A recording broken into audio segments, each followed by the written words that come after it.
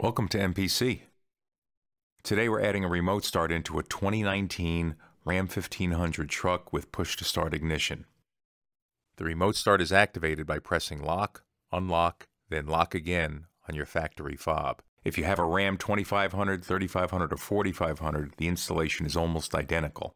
The connections are the same and in the same locations, only the wire colors are different. We'll address that later in this video.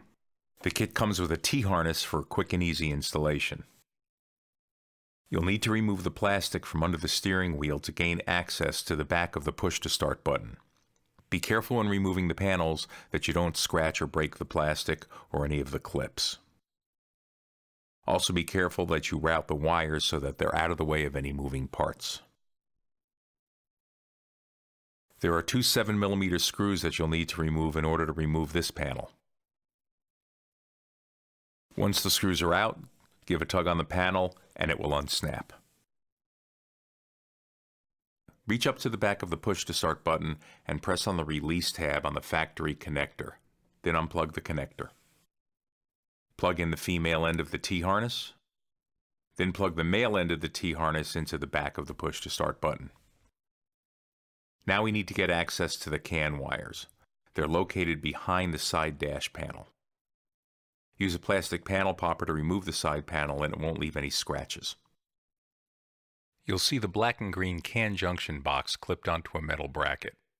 Slide the box up and toward the passenger side to remove it. It'll make doing your connections easier. Route the two gray CAN wires from the T-harness behind the dash and over to the side panel area. Identify the CAN wires in the truck. They're located in the second plug down with the yellow and brown-white wires shown here. Connect the gray-black wire labeled CAN low from the T-harness to the yellow CAN low wire in your truck using a wrap and tape connection as shown. Do not use T-taps here. Now connect the gray wire labeled CAN high from the T-harness to the brown-white CAN high wire in your truck. Tape both of the gray wires to a factory harness so they're secure, and then reinstall the CAN junction box. Next, you'll need to connect to an ignition source. This is the last wiring connection you'll need to make. Crimp the supplied red male spade connector to the end of the purple-yellow wire on the T-harness assembly. Then locate the ignition wire. It's in this connector at the BCM located above the driver's kick panel. Once you remove the connector, you'll see a two-part plug. One is black on the side, the other is gray. The ignition wire is in the gray plug. In a Ram 1500, it's brown and black. In the 2500, 3500, and 4500, it's pink and white. Attach the supplied red T-tap onto the ignition wire, then plug in the male spade connector. You can also either solder or do a wrap and tape connection if you prefer. Now we're ready to program. Hold down the Program button on the side of the EvoWall module. Plug in the 4-pin power connector. Then let go of the button when you see only the blue LED illuminated. If you timed it correctly, the blue LED will stay solid blue and no other LEDs will be on. If you see anything other than the solid blue LED, remove the 4-pin power connector and start over. Plug in the 5-pin red and the 6-pin white connectors. Next, without your foot on the brake, press the push-to-start button 2 times to turn the ignition on.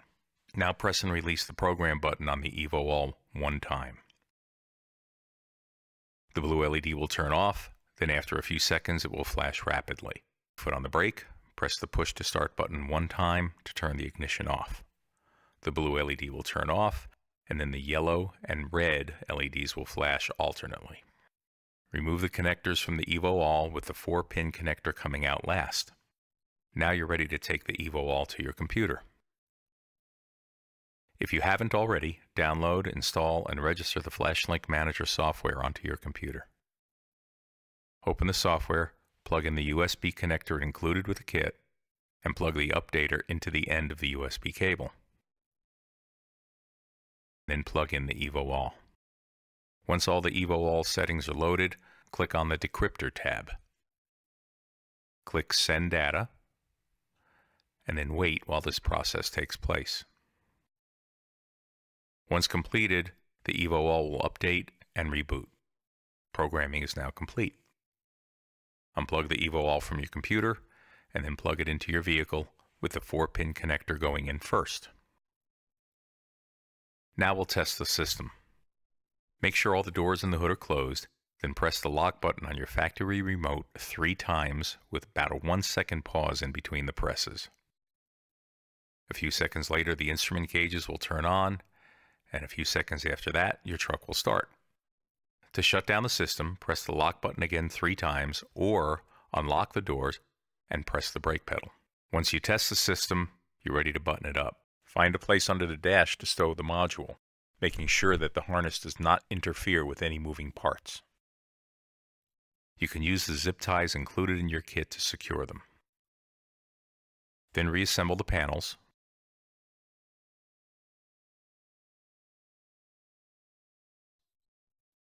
Replace the 2 7mm screws, and then put the lower dash panel back on. Test the remote start system again and verify that everything is still working properly.